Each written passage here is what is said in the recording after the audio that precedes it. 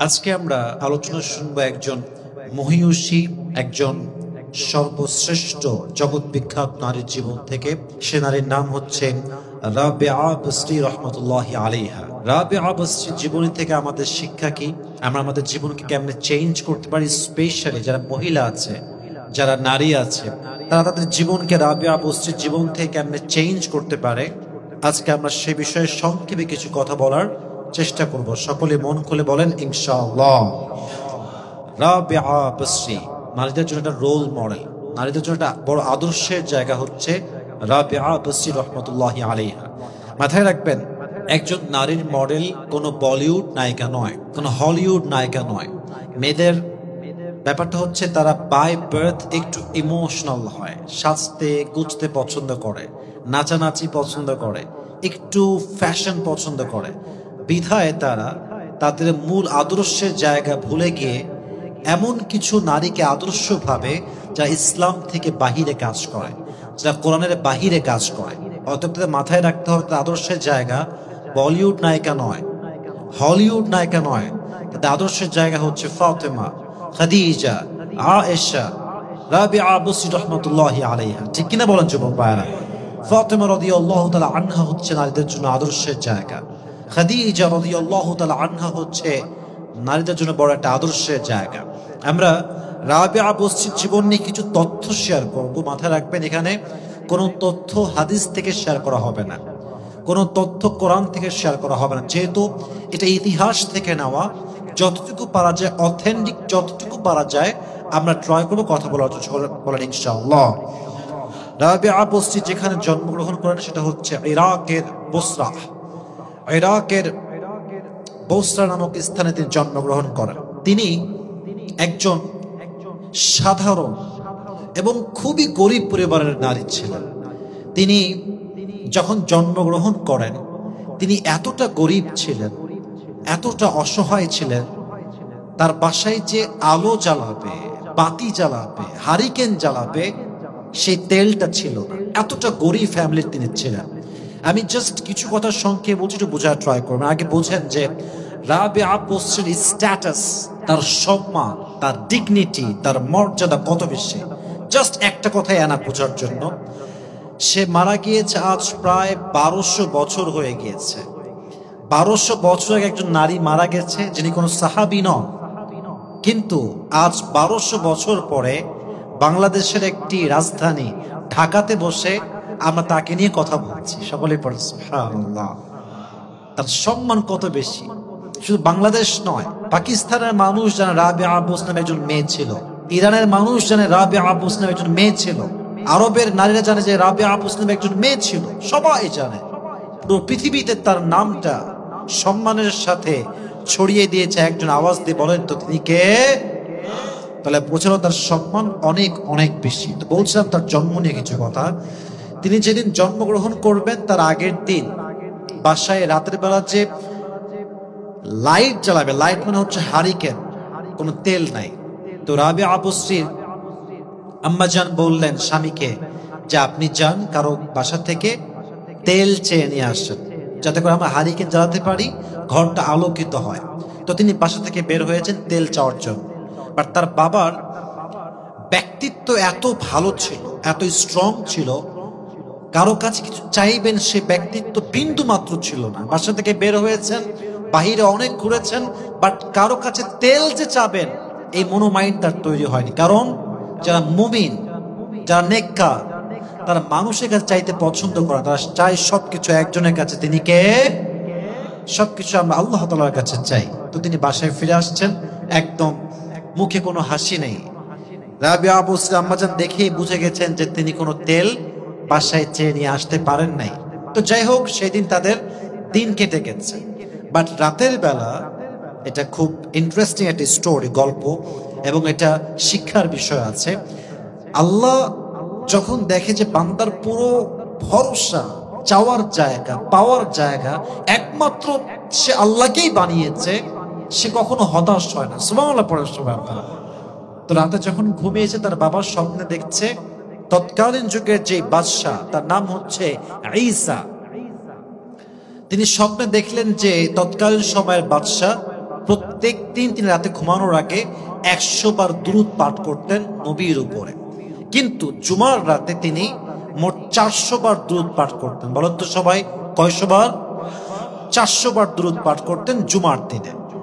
কিন্তু হঠাৎ সেই দিন জুমার রাত ছিল, তিনি দুরূদ পাঠ করতে ভুলে গেছেন। তো তিনি স্বপ্নে দেখলেন, তাকে বলা হচ্ছে, তুমি এই যুগের বাদশাহ ঈসাকে গিয়ে বলো যেন সে 400 দুরূদ পড়তে যে ভুলে গেছে, এর পরিবর্তে সে যেন 400 দিরহাম তোমাকে সাদকা হিসেবে দেয়। তো তিনি ঘুম থেকে উঠে ভাবছেন যে কেমনে বাদশাকে গিয়ে বলি, কেমনে খবরটা পৌঁছাই দিই। তো রাবিয়া আপু আম্মাজান বললেন যে আপনি একটা চিঠি লেখেন, কাগজে লিখে বাদশার দরবারে আপনি যান। তো চিঠি যখন বাদশার দরবারে পৌঁছালো, যখন তিনি চিঠিটা পড়লেন, লেখা আছে তিনি জুমার রাতে 400 বার দুরূদ পড়তে ভুলে গেছেন। কথা আসলেই সত্য, উনি আসলেই পড়তে ভুলে গেছেন। যখন তিনি এটা পেয়েছেন, তার মনে এতটা আনন্দের জোয়ার বইছে যে আমার মিস্টেক হয়েছে, এটা আমাকে জানানো হয়েছে। কতটি খুশি সে, বলা কোনো ভাষা নাই। সে খুশিতে 400 দিরহাম রাবিয়া বসরি আব্বাজানকে সাদকা হিসেবে দান করলেন। সুবহানাল্লাহ পড়েন আপনারা। তিনি সে 400 দিরহাম নিয়ে বাসায় আসলেন রাবিয়া বসরির ঠিক জন্মের একদিন আগে। তারপর রাবিয়া বসরির জন্ম হয়েছে। তাহলে বোঝা গেল, যেই পরিবারে সদস্যদের চাওয়া পাওয়া মানুষের থেকে বাদ দিয়ে আল্লাহর কাছে হয়, সেই পরিবারের সমস্ত অভাবকে দূর করে দেয় একজন। আওয়াজ দিয়ে বলেন তো তিনি কে? এটা বুঝতে হবে আপনাকে। যেই নারী 1200 বছর আগে চলে গিয়েছে, তার কথা আমরা আজকে বলছি, তার মানে এটাই সত্য। ওয়াতুইজ্জু মান তাশা ওয়া তুযিল্লু মান তাশা বিয়াদিকাল খায়র ইন্নাকা আলা কুল্লি শাইইন কাদির। আল্লাহ যাকে সম্মান দিতে চায়, যার সম্মানকে আল্লাহ আকাশচুম্বী করতে চায়, তার সম্মানকে কেউ কখনো আটকাইতে পারে। এজন্য আল্লামা ইকবাল রহমতুল্লাহ আলাইহি বলেছেন, खुदा जिसे इज्जत देना चाहे उसे बेइज्जत कर सकता है कौन, और खुदा जिसे बेइज्जत करना चाहे उसे बाइज्जत कर सकता है कौन। মানে হচ্ছে, আল্লাহ যাকে সম্মান দিতে চায় তাকে কেউ অসম্মান করতে পারে না।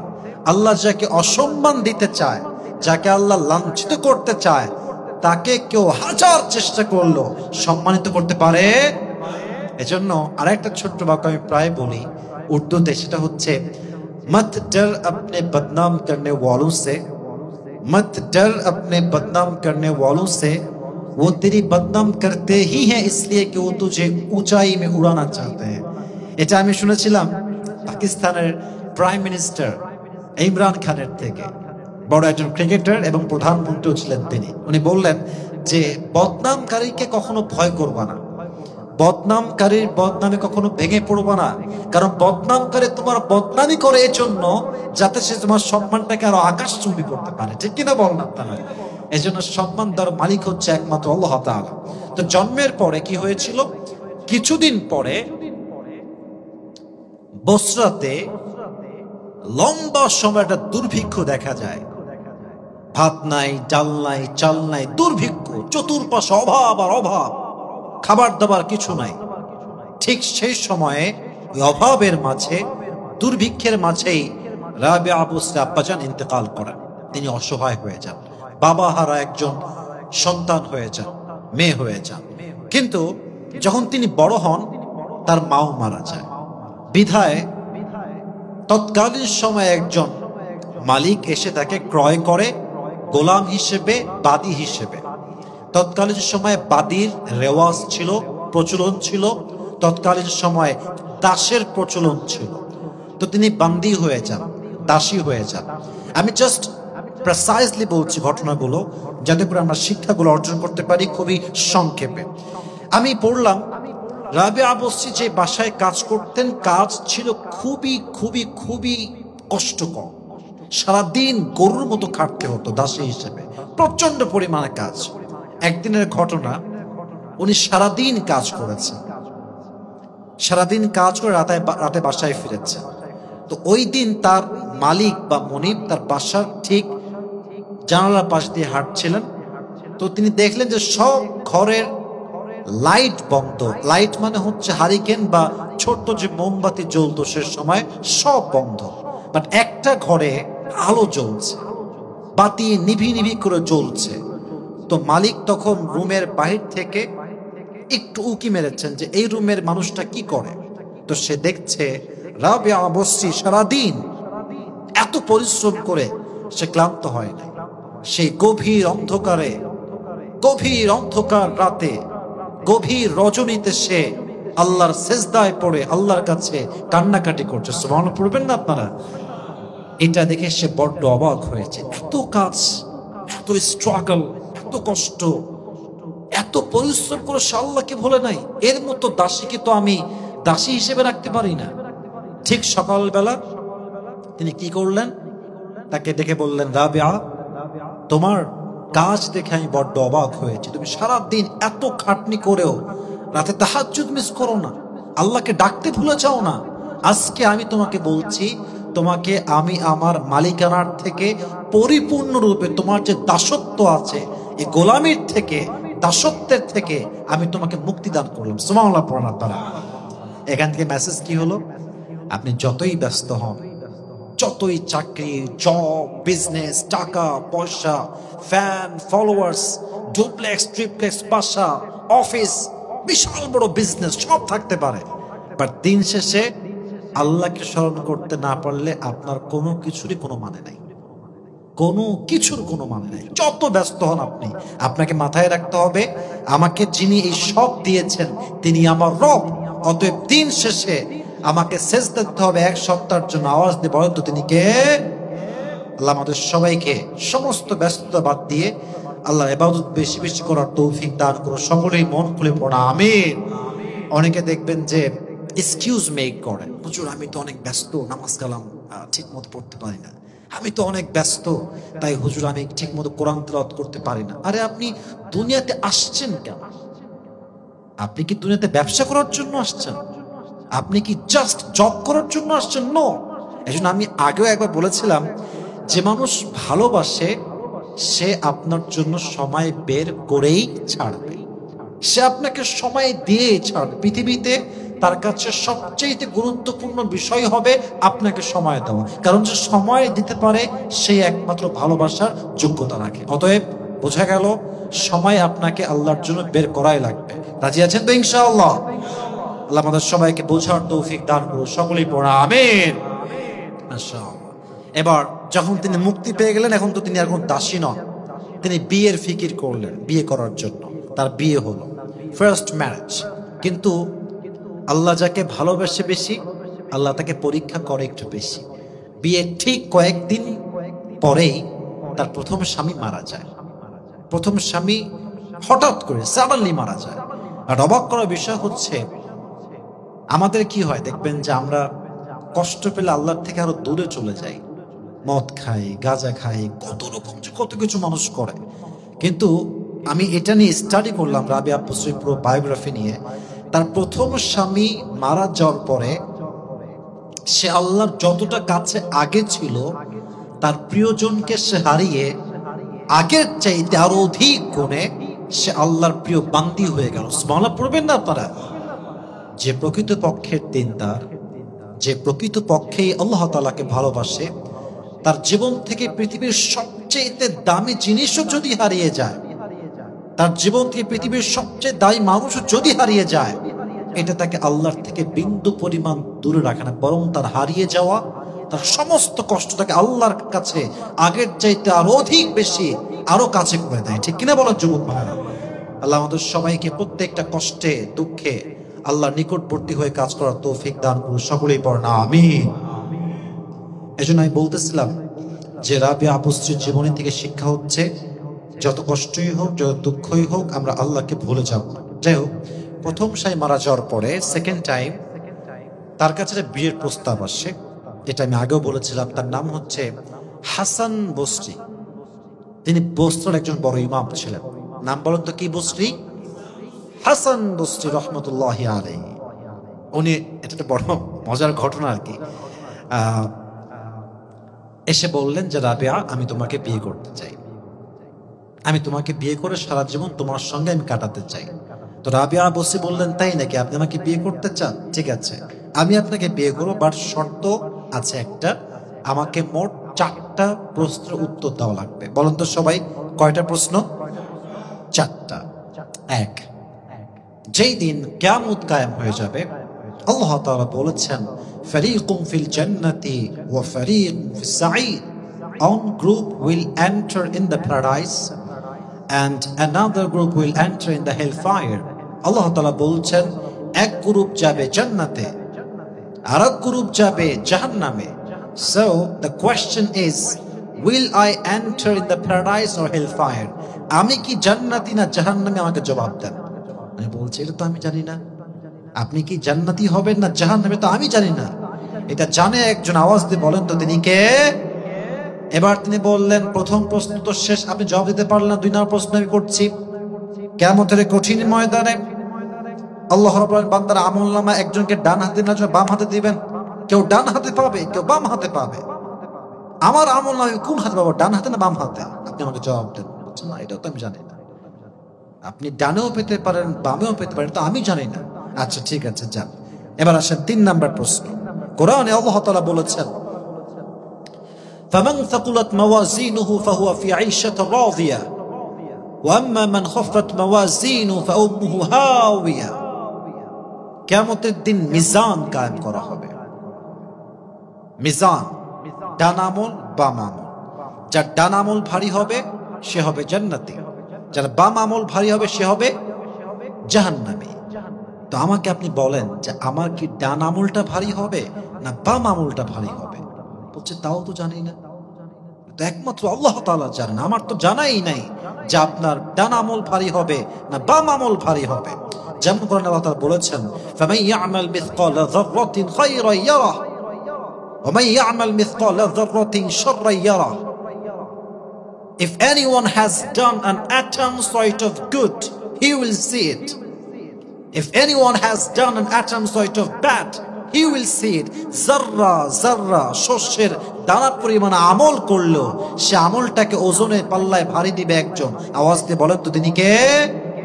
তো আমাকে বলেন সেদিন আমার আমলটা ভারী হবে না হালকা হবে? বলছে এটা আমি জানি না, পারবো না। বলছে ঠিক আছে, এবার আপনি আমাকে জবাব দেন যে কিয়ামতের দিন জান্নাতে যাওয়ার ব্যাপারে একটা রাস্তা হবে, এটার নাম হচ্ছে পুলসিরাত। এটা হবে কাটার চাইতে বেশি ধারালো, সুতার চাইতে বেশি চিকন, ব্রিজ হবে বিশাল লম্বা, পুলসিরাতের রাস্তা। আমি কি এটা পার করতে পারবো না মাঝ রাস্তায় পড়ে যাবো? আপনি আমাকে জবাব দেন। তো তিনি বলছেন যে এটাও তো আমি জানি না, এটা তো একমাত্র আল্লাহ তাআলা জানেন। 4টা প্রশ্ন জবাব একটাও দিতে পারেন নাই। বলছে যদি আপনার জবাব নাই থাকে তাহলে আমার কাছে অন্য কোনো কাজের সময় নেই, এখন আমি একমাত্র আল্লাহ তাআলা ইবাদত করে পুরো জীবনটাকে কাটাতে চাই। সুবহানাল্লাহ পড়বেন না আপনারা সবাই? তবে এটা একটা বর্ণনা। আর এক বর্ণনায় আসছে যে না, তিনি তাকে অ্যাকসেপ্ট করেছেন, তাকে তিনি বিয়ে করেছেন। তবে হ্যাঁ, মেইন মেসেজ এই সাবজেক্টে মেয়েদের জন্য একটু বোঝার ট্রাই করেন সবাই আমার চোখের দিকে তাকিয়ে। নারীর জন্য আল্লাহর ইবাদত যেমন জরুরি, স্বামীর খেদমত exactly to the same way তেমন জরুরি। কোনো মেয়ে যদি ভাবে যে আমি এখন নামাজ পড়বো তাহাজ্জুদ, স্বামী ডাকতেছে স্বামী বাদ, স্বামীর গোষ্ঠী গেলে আমি নামাজ পড়বো। অনেক মেয়ে এরকম ভাবে যে আমি তো আল্লাহকে ডাকছি, এখন স্বামীকে আবার এখানে। না, আপনি স্বামীকে অসন্তুষ্ট করে নামাজ পড়লে আপনার নামাজ কবুল হবে না, গ্যারান্টেড। এখন বলবেন যে ওটা কোনো কথা হইলো? হ্যাঁ, এটাই কথা। আপনার স্বামী ডাকছে তাহাজ্জুদের সময়, রাত 12টার সময়, স্বামীর খেদমত করার নামাজ পড়ার চাইতে তখন বেশি জরুরি। আপনি 5 ওয়াক্ত নামাজ পড়েন ঠিকঠাক, কোনো সমস্যা নাই, বাট আপনি যখন নফল পড়ছেন, আপনি যখন কোরআন তেলাওয়াত করছেন, তাসবিহ পাঠ করছেন, জিকির পাঠ করছেন, স্বামী যদি ডাক দেয় আপনার স্বামীর কথা আগে শুনতে হবে। তো রাবিয়া বস্তি দেখেন কত সুন্দর বিষয়টা, কত সুন্দর আসলে। উনি যখনই নামাজ পড়তে যেতেন, জিকির করতে যেতেন, কোরআন পড়তে যেতেন, আগে স্বামীকে বলতেন স্বামী আপনার কি আমাকে প্রয়োজন আছে? আপনার কি আমাকে কোনো দরকার? রান্না বান্নার জন্য, যে কোনো কাজ দরকার আছে আমাকে? স্বামী যখন বলতেন যে না তোমাকে আমার লাগবে না, তুমি এখন ফ্রি 1 ঘন্টার জন্য, তখন তিনি নামাজ পড়তেন, জিকির করতেন, তাসবিহ পাঠ করতেন। এর দ্বারা মেসেজ হচ্ছে এইটা, স্বামীকে মাইনাস করে আল্লাহর ঘনিষ্ঠ হওয়া যায় না। অনেক মেয়ে ভাবে স্বামী যাক জাহান্নামে, আমি আল্লাহকে ডেকে কনফার্ম জান্নাতি হয়ে যাব। না না, it's wrong way, it's wrong process. No, আপনাকে তাকে আগে সেবা করতে হবে, তার সেবার সঙ্গে আল্লাহর সন্তুষ্টি জড়িয়ে আছে। হাদিসে আসছে, যেই নারীর উপরে তার স্বামী নারাজ, আল্লাহর জান্নাত তার জন্য হারাম। স্বামী আগে সন্তুষ্ট হওয়া লাগবে, তাহলেই তার জান্নাত আল্লাহ তাআলা ওয়াজিব করে দিবেন। সুবহানাল্লাহ পড়বেন না আপনারা? তিনি সবসময় স্বামীকে আগে গুরুত্ব। আপনি কোনো কাজ আছে আমাকে নিয়ে বলেন আগে, যদি বলতো না কোনো কাজ নেই, যাও তুমি নামাজ পড়ো, কোনো সমস্যা। তাহলে বোঝা গেল স্বামীকে মাইনাস করে কোনো কাজ কখনো কোনো মেয়ে করতে পারবে। আল্লাহ আমার প্রত্যেকটা বন্ধুকে বোঝার তৌফিক দান করুন, সকলেই পড়া আমিন। একটা ঘটনা এখন বলবো, ঘটনা বলে রাবেয়া বসরির মৃত্যু নিয়ে কথা বলে আমাদের লেকচার আজকে শেষ হয়ে যাবে। সকলে বলেন ইনশাআল্লাহ। দেখেন, রাবেয়া বসরি কি খুব ধনী ছিলেন না গরিব ছিলেন বলুন তো আপনারা সবাই? গরিব, পোর ফ্যামিলি বিলং করেন, খুবই কম টাকার মালিক, খুবই অল্প সম্পদের মালিক তিনি। ঘটনা আসছে, একবার রাবেয়া বসরির বাসায় দুইজন মেহমান আসছে। কয়জন মেহমান আসছে? দুইজন। তো তিনি দুজন মেহমানের জন্য দুটি রুটি করেছেন, দুটি রুটি করে জাস্ট বসে আছেন। ইন দ্য মিন টাইম একজন গরিব আসছে, এসে বলছে, রাবেয়া বসছি, আমি বড় ক্ষুধার্ত, আমার কিছু খাবার দাও।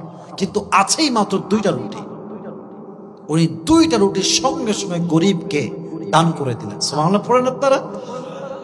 দান করার ঠিক একটু পরে দেখছেন যে কেউ, someone is knocking the door, দরজা কেউ বাড়াচ্ছে। কে আসছে? গেট খুলেছে, দেখছে পাশের বাসার থেকে একজন বড়লোক মানুষ, ধনী মানুষ, তার বাদীকে দিয়ে, তার দাসীকে দিয়ে 18টা রুটি পাঠিয়েছে। কয়টা রুটি? 18টা। তো বলছে রাবেয়া বসরি, এই 18টা রুটি আপনাকে দেওয়া হয়েছে as a gift, as a হাদিয়া, তোহফা হিসেবে। তিনি বলছেন যে না, এটা আমার রুটি না, নিয়ে যাও। তাড়াই দিয়েছে, চলে যাও এখান থেকে, চলে গেছে। তো একটু পরে আবার আসছে, এসে বলছে রাবেয়া বসরি, আসলে এখানে 20টা রুটি আছে, আমার গুনতে ভুল হয়েছে, তাই আমি 18টা বলেছি। বলছে এবার দাও, এটা আমার রুটি, রেখে দিয়েছে। দুইজন মেহমান দেখছে, প্রথমে না করে দিল, আবার আসলো, এবার গ্রহণ করলো। কি আবার রাবেয়া বসরি, প্রথমবার তুমি না বললে, পরের বার কেন হ্যাঁ বললে, রহস্য কি? তো সে বলছে, তোমরা কি জানো না যে আল্লাহ তাআলা বলেছেন, মান জাআ বিল হাসানা ফালাহু আশরু আমসালিহা, যে ব্যক্তি আল্লাহর রাস্তায় এক গুণ দান করে, আল্লাহ তাকে 10 গুণ দান করে।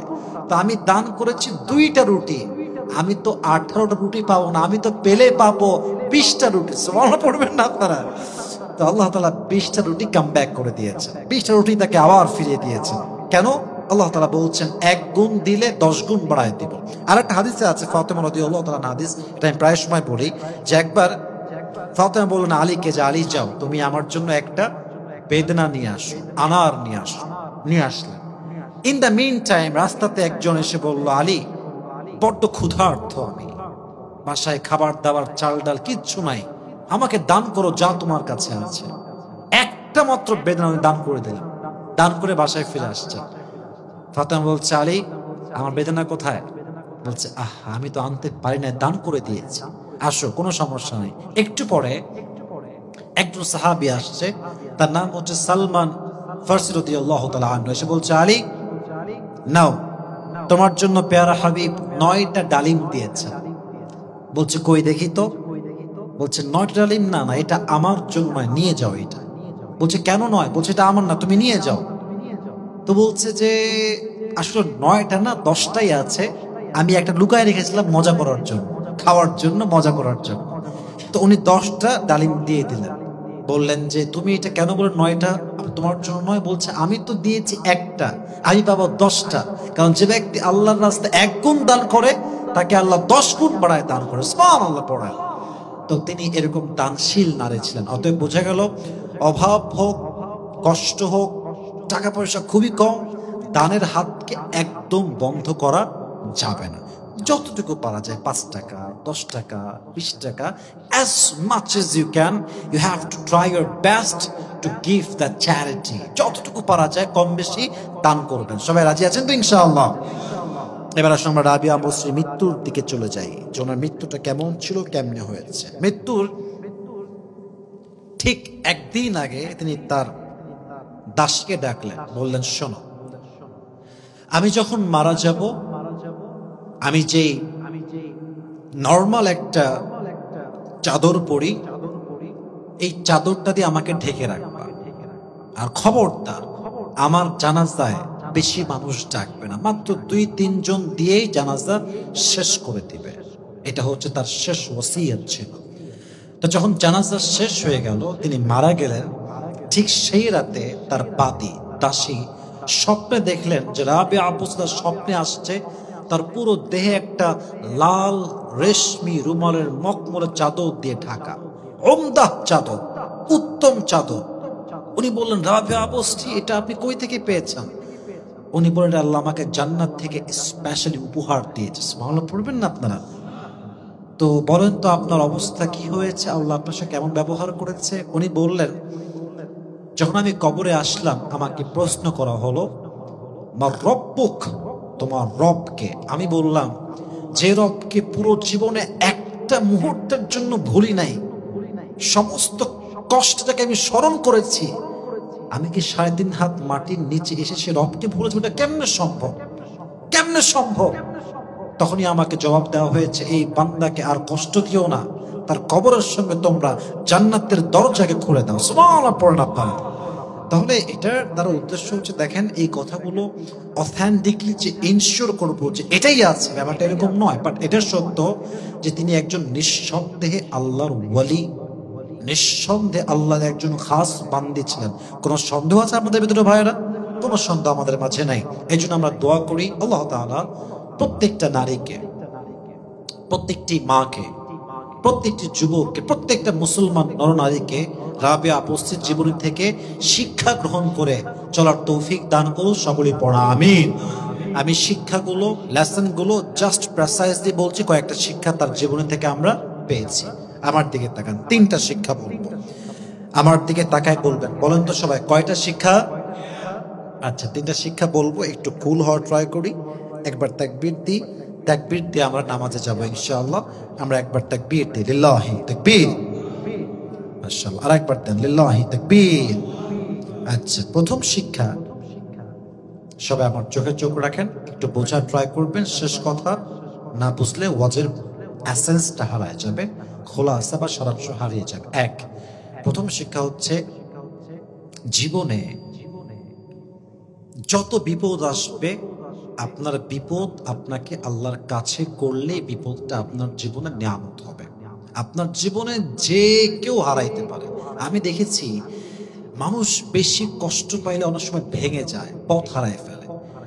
বেশি কষ্ট পেলে, মন ভেঙে গেলে কখনোই নেশা করবেন না, অতিরিক্ত গান শুনবেন না, গানের দিকে একদম যাবেন না। কোনো বন্ধুর সঙ্গে যে বেনামাজি, বেঈমান, বদকা, গুনাহগার, তার সঙ্গে মিশবেন না। যখনই মন ভেঙে যাবে, সঙ্গে সঙ্গে রবের নিকটবর্তী হয়ে যান, দোয়া করেন। আল্লাহ তাআলা বলছেন, সবচেয়ে ওই বান্দার দোয়া আমার কাছে খুব বেশি আগে কবুল হয়ে যায় যার মনটা ভেঙে চুরে চূর্ণ বিচূর্ণ হয়ে যায়। যার মন ভাঙা, তার দোয়া কবুল করতে আল্লাহ এক মুহূর্ত দেরি করেন না। অতএব যখনই মন ভেঙে গেছে, কোনো প্যারা নেবেন না, কোনো কষ্ট নাই, just focus on your career, নিজের কাজ করে যান, হোয়াট ইউ ডু বেস্ট, যা ভালো পারেন, এবং দোয়া করেন। क्योंकि अल्लाह ताला टूटे हुए दिल की दुआ बहुत जल्द ही कबूल कर लेता है। যার মন ভাঙা, তার দোয়া আল্লাহ আগে কবুল করে। আচ্ছা দেখেন, পৃথিবীতে মানুষ কখনো স্থায়ী হয় না আমাদের জীবনে। কেউ আসে, কেউ যায়। কখনো কারো যাওয়াটা উত্তম হয়, কখনো কারো থেকে যাওয়াটা উত্তম হয়। কেউ চলে গেলে আমরা ভাবি যে আয় হায় হায়, সব শেষ, এটাই তো সেরা অপশন, এটাই তো বেস্ট অপশন। বাট আমরা we don't know about the future, আমরা ভবিষ্যৎ জানি না। কিন্তু যেই পার্সনটা আজকে চলে গেছে, 1 বছর পরে গেলেও আমরা বুঝি যে এটা যাওয়াটাই বেস্ট ছিল। কারণ আমার মনে হয় যারা আমাদেরকে ছেড়ে যায়, এটা কখনো আমার জন্য কল্যাণকামী ছিল না বা কল্যাণের ছিল না। কারণ যদি কল্যাণের হয়, আল্লাহ কখনো দূর করতেন না। অতএব বোঝা যায় এখান থেকে একটা মেসেজ, আল্লাহ নিয়ে গেলেও খুশি, আল্লাহ দিলেও খুশি, আল্লাহ কাড়লেও খুশি, কিছু দান করলেও খুশি। আল্লাহ যা নিবে এতে উত্তম, আল্লাহ যা দিবে তাতেই উত্তম। এই চিন্তা যদি ডেভেলপ করতে পারেন, আপনার জীবনে দুঃখ কষ্ট আপনি কখনো টাচ করতে পারবে। দেখেন, রাবেয়া বলছে প্রথম স্বামী মারা গেছে, উনি কিন্তু হতাশ হন নাই, কষ্টে পড়েন, একদম যে ভেঙে চুরে চূর্ণ বিচূর্ণ তা না। As a human being she felt very sad. It's fine, it's okay. কারণ সে একজন মানুষ, কষ্ট পাবেই, বাট তাকে এটা আল্লাহর থেকে দূরে সরাইতে পারে নাই। অতএব বোঝা গেল দুঃখ কষ্ট আসলে আমরা আল্লাহর থেকে দূরে নয়, বরং আমরা সবচেয়ে বেশি আল্লাহর নিকটবর্তী হওয়ার চেষ্টা করবো। সবাই রাজি আছেন তো ইনশাআল্লাহ? আর মাথায় রাখবেন, যে থাকতে চায় সে আজীবন থেকে যাবে। যে কোনো বাহানা দিয়ে হলেও সে থেকে যাবে। গালি দেন, অসম্মান করেন, লাঞ্ছিত করেন, সে থাকবে, কারণ সে থাকতে চায়। আর যে থাকতে চায় না তাকে আপনি চায়ের জায়গায় কফি দিয়ে সে পালায় যাবে, কারণ সে থাকতেই চায় না। যে থাকতে চায় তাকে ধরার জন্য হাজার বাহানা দরকার হয় না, সে থেকে যাবে। আর যে থাকতে চায় না সে কোনোভাবেই হোক, যে কোনো একটা ছোট্ট ইস্যুকে কেন্দ্র করে আপনার থেকে পালায় যাবে। অতএব মাথায় রাখবেন, যে আল্লাহ আপনাকে এত দূর নিয়ে আসছে সে আল্লাহ আপনাকে উত্তম কিছুই দান করবে।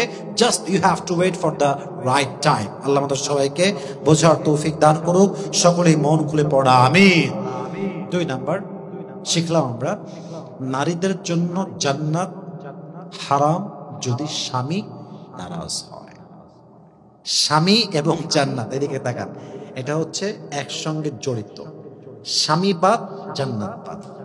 স্বামী আছে জান্নাত আছে। একজন মেয়ে যত বড় আল্লাহ ওলি হোক, যত ভালো মেয়ে হোক, যত চরিত্রবান মেয়ে হোক, তার স্বামী যদি নারাজ হয় এবং সে অবস্থা সে মারা যায়, তার জান্নাত হারাম, জান্নাত হারাম। আল্লাহ প্রত্যেকটা মেয়েকে স্বামীর খেদমত করার তৌফিক দান করুক। সকলে পড়ুন আমিন।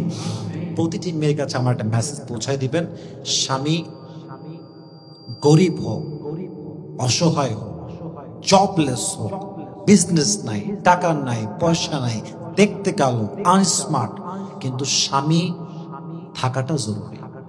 যে মেয়ের স্বামী নাই সেই বোঝে যে জীবনের সাপোর্টটা কত দামি জিনিস, এটা ওই মেয়ে বোঝে। এজন্য মেয়েদেরকে বলবো, স্বামী গরিব হোক, আনস্মার্ট হোক, খ্যাত হোক, কালো হোক, স্বামী যে আছে আপনার, আপনি শুকরিয়া দেখুন, তাকে গুরুত্ব দেন। আপনার স্বামী হচ্ছে আপনার জীবনের কলিজার টুকরা, আপনার জীবন, আপনার সবকিছু আপনার স্বামীকে ঘিরে। স্বামীর খেদমত করেন, স্বামীর মূল্য বোঝার ট্রাই করেন। প্রত্যেকটা মেয়েকে এটা বোঝার তৌফিক দান করুক। সকলেই মন করে পড়া আমিন। সর্বশেষ শিক্ষা এটা বলে আমরা শেষ করছি আজকে। এটা খুবই দামি আমার জন্য, আপনার জন্য। আল্লাহর কাছে প্রিয় হওয়ার জন্য ধনী ফ্যামিলির হওয়া জরুরি নয়। আল্লাহর কাছে প্রিয় হওয়ার জন্য ঢাকার গুলশানে ফ্ল্যাট থাকা জরুরি নয়। আল্লাহ প্রিয় হওয়ার জন্য জন্মভূমি মক্কা হওয়া জরুরি নয়। আল্লাহর কাছে প্রিয় হওয়ার জন্য জন্মভূমি মদিনা হওয়া জরুরি নয়।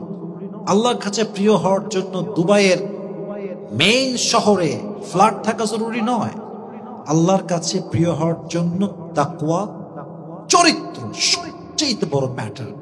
যার চরিত্র ভালো, যার তাকওয়া লেভেল হয়, সে যদি সবচেয়ে গরিব এলাকার বস্তির থেকে হয়, বাসায় কারেন্ট নাই, ফ্যান নাই, লাইট নাই, পোশাক ভালো না, সে যেই পরিবার থেকেই হোক, তাকওয়া এবং ইখলাস চরিত্র ঠিক থাকলে সে যেখান থেকেই হোক না কেন, তাকে প্রিয় বান্দা হিসেবে, বান্দি হিসেবে কবুল করে নিবে। একজন আওয়াজ দিয়ে বলেন তো তিনি কে? এটার বেস্ট এক্সাম্পল হচ্ছে রাবেয়া বুসরি। একদম গরিব ঘরের মেয়ে, বাবাও দাস, মেয়েও দাস, গরিব ফ্যামিলি, বাসায় লাইট নাই, কিচ্ছু নাই। আল্লাহ এত প্রিয় বান্দি যে 1200 বছর পর আল্লাহ তার নামটাকে জীবিত রেখেছেন। পুরো দেশে তার নাম আছে, হাজার হাজার বই আছে তার নামে। সম্মান এটা আল্লাহ তাআলা দিয়েছেন একমাত্র তাকওয়ার জন্য, চরিত্রের জন্য, সতীত্বের জন্য, ইখলাসের জন্য। তাহলে বোঝা গেল, it doesn't matter whether you have richest family or not. কত টাকা আপনার বাবার আছে এটা কোনো ম্যাটার করে না আল্লাহর কাছে প্রিয় হওয়ার জন্য। ম্যাটার করে আপনি কতটুকু ভালো মানুষ, আপনার চরিত্র কতটুকু সুন্দর। আমরা ট্রাই করবো, টাকা পয়সা যাই হোক কম বেশি, it's okay, it's fine, it's cool. আমি আমার জায়গা থেকে আমার চরিত্র, ইখলাস, সতীত্ব সবকিছুকে নিয়ে উত্তমভাবে চলার ট্রাই করবো। রাজি আছেন তো ইনশাআল্লাহ? আমাদের সবাইকে কথাগুলো মানা, বোঝা এবং আমল করার তৌফিক দান করুন। সকলে মন খুলে পড়া আমিন।